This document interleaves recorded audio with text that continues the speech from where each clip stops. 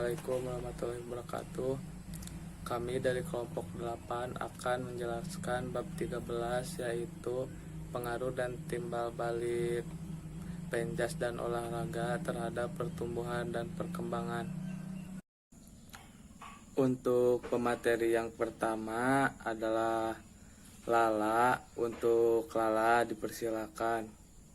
Terima kasih kepada moderator. Baik, di sini saya akan menjelaskan tentang pengaruh penjas dan olahraga terhadap pertumbuhan fisik. Jadi yang pertama itu ada terhadap tinggi badan.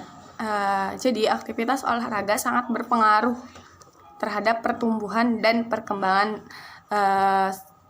fisik seseorang, baik itu laki-laki maupun perempuan.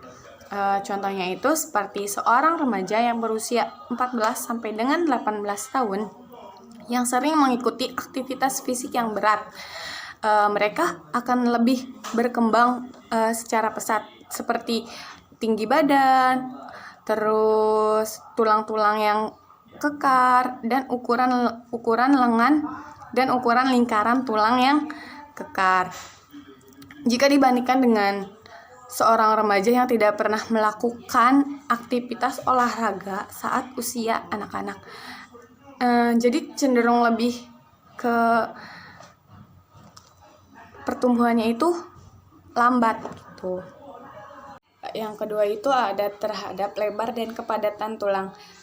Jadi di sini terdapat perbedaan pada pertumbuhan tulang sesuai dengan aktivitas yang mereka lakukan. Contohnya itu seperti para pemain tenis. Mereka yang melakukan aktivitas gerak yang cukup, maka lebar tulang pergelangannya pun lebih lebar dan kepadatan tulangnya pun lebih padat dibandingkan dengan seseorang yang jarang melakukan aktivitas gerak tersebut. Jadi perbedaannya itu cukup jauh gitu terhadap mereka yang sering melakukan aktivitas gerak. Tiga itu terhadap obesitas dan proporsi tubuh. Jadi menurut saya obesitas yang terjadi pada anak-anak itu karena kenaikan jumlah makanan yang terlalu berlebihan dan porsi olahraga yang kurang. Jadi mereka hanya melakukan aktivitas di tempat tidur saja karena kemajuannya teknologi yang membuat mereka semakin malas untuk berolahraga. Jadi dengan bertambahnya makanan yang mereka makan, dengan kurangnya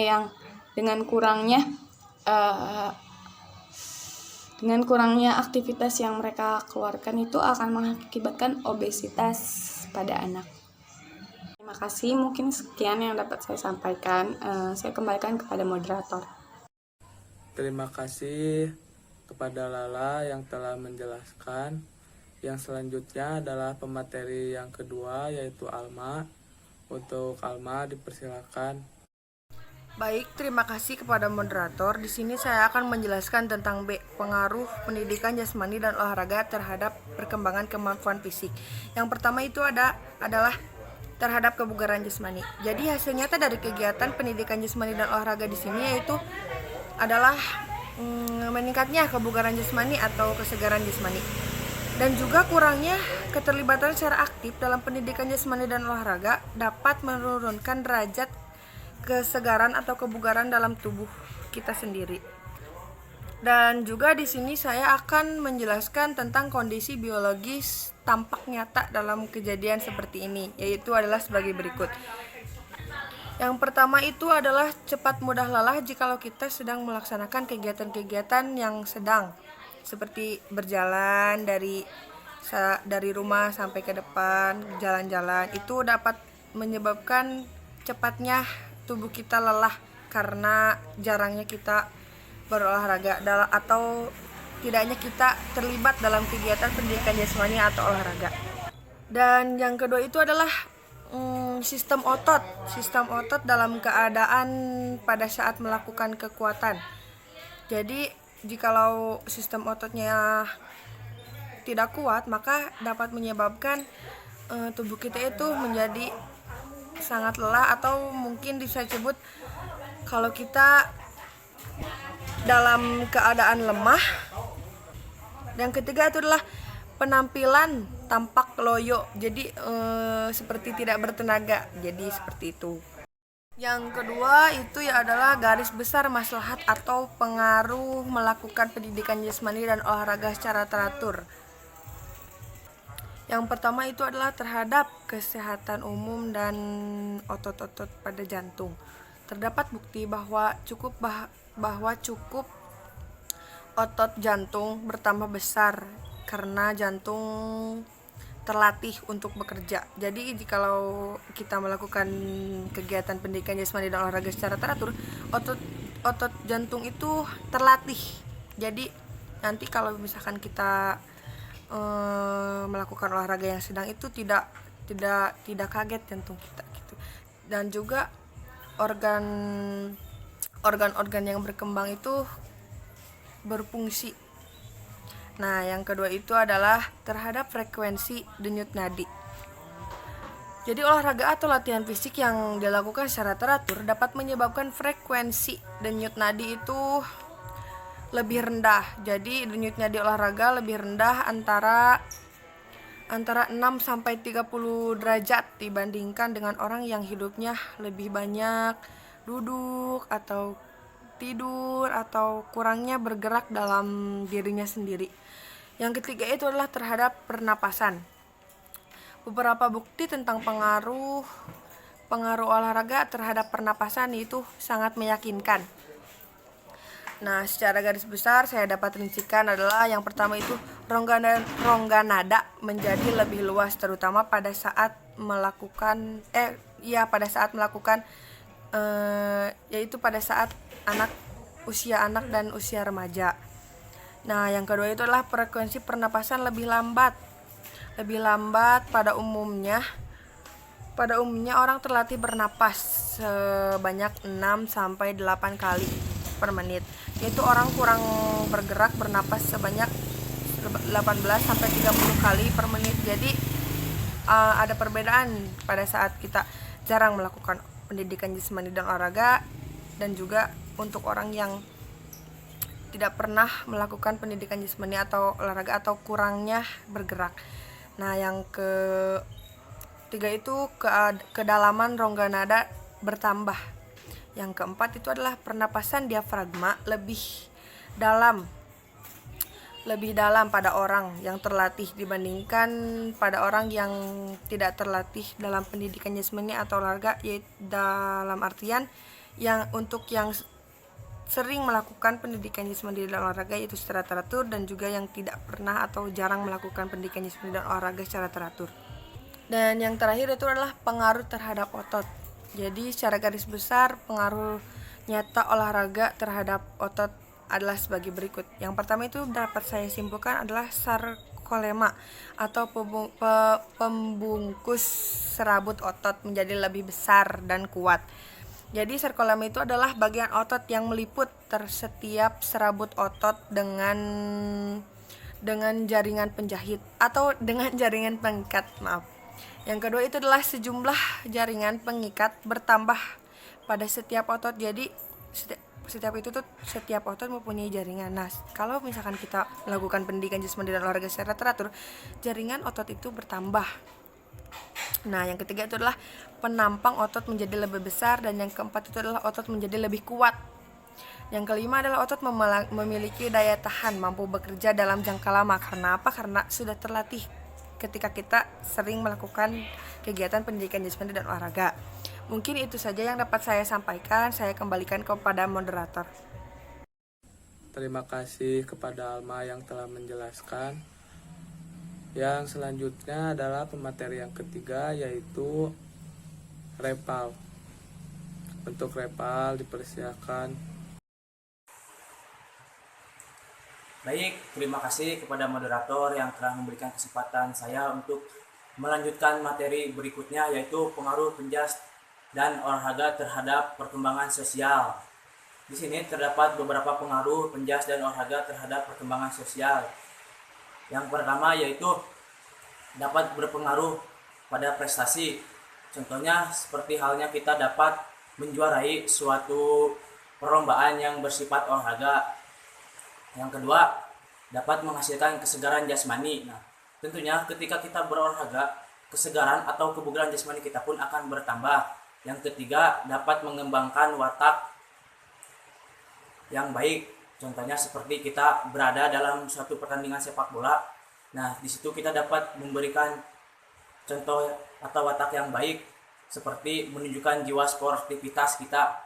Yang keempat, dapat membangkitkan kendali diri dan kontrol sosial.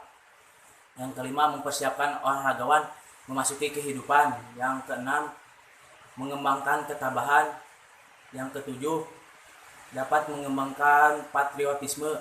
Dan yang terakhir, olahraga juga sebagai lembaga sosial dapat digunakan sebagai wahana untuk membina karakter seseorang. Terima kasih untuk Repal yang telah menjelaskan. Untuk yang selanjutnya adalah pemateri yang terakhir yaitu Faisal. Untuk Faisal dipersilakan.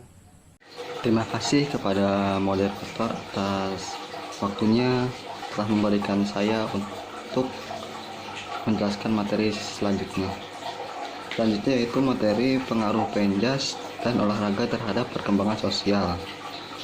Secara umum, penelitian mengenai pengaruh pendidikan jasmani dan olahraga terhadap pertumbuhan dan perkembangan ini yang saya bahas di usia remaja.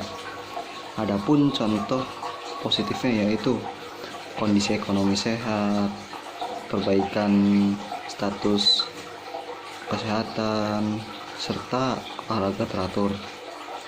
Di sini, olahraga juga sebagai lembaga sosial. Kenapa?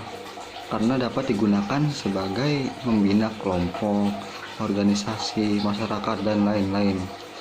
Kenapa berkelompok? Kan sebagian besar kegiatan penjas dan olahraga ini berpartisipasi untuk tujuan bersama, berinteraksi, dan berjuang bersama-sama, dan mempertahankan pola hubungan peranan dalam kelompok. Kemudian saya akan membahas manfaat atau pengaruhnya olahraga dalam perjuangan sosial menurut Edward tahun 1973. Yang pertama, mengembangkan watak yang baik. Dalam mengembangkan watak di sini, kita dilatih sebagai pemimpin. Kenapa dilatih sebagai pemimpin? Karena di penjas difokuskan, memecahkan, mencapai tujuan dengan fokus itu dimulai dari watak seseorang tersebut. Apalagi kan pendidikan jasmani olahraga itu langsung terjun ke masyarakat. Bisa juga kita dijadikan sebagai ketua, makanya wataknya itu harus berlaku dengan baik dulu. Yang kedua, membangkitkan altruisme. Altruisme ini merupakan hal positif. Kenapa? Karena memperhatikan kesejahteraan orang daripada kesejahteraan sendiri. Misalkan kita itu bergotong royong, kalau dikaitkan dengan olahraga, di olahraga panjat tebing misalkan, jika ada yang membutuhkan kita bantu. Yang ketiga, membangkitkan kendali diri dan kontrol sosial. Yang keempat, mengembangkan ketabahan. Kita masa remaja pasti diuji dalam perkembangan sosialnya. Dengan adanya pengaruh penjas dan olahraga, dapat kita meminimalisirkan keadaan atau ujian tersebut. Yang keenam, memberikan kesempatan untuk memperoleh keuntungan pribadi. Ya, pengaruh pendidikan jasmani dan olahraga terhadap pendidikan sosial dan lingkungan itu, misalkan kita membuat sanggar senam atau mengadakan senam Jumat, 4G. 7. Menghasilkan kesegaran jasmani. Iya, orang yang senang olahraga pasti senang, bugar, dan sehat. Apalagi kita menjalankan di bidang sosialnya. Yang ke-8, membantu prestasi pendidikan. Dalam olahraga kita juga bisa menggunakan jalur prestasi untuk meningkatkan kemampuan kita untuk belajar di jenjang yang lebih tinggi. Yang kesembilan, mengembangkan keagamaan. Dan yang terakhir, mengembangkan patriotisme. Kita sebagai mahasiswa Penjas harus berani, Pak, harus berani dalam menghadapi situasi. Kemungkinan besar perkembangan sosial pasti terus update. Kita harus tunjukkan jiwa patriot, olahraga dalam mengabdi berkarya untuk nusa dan bangsa.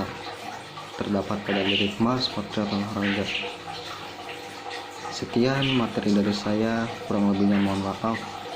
Saya kembalikan ke moderator. Terima kasih kepada Mas Faisal yang telah menjelaskan. Cukup sekian yang bisa kelompok kami jelaskan. Mohon maaf apabila banyak kekurangan. Assalamualaikum warahmatullahi wabarakatuh.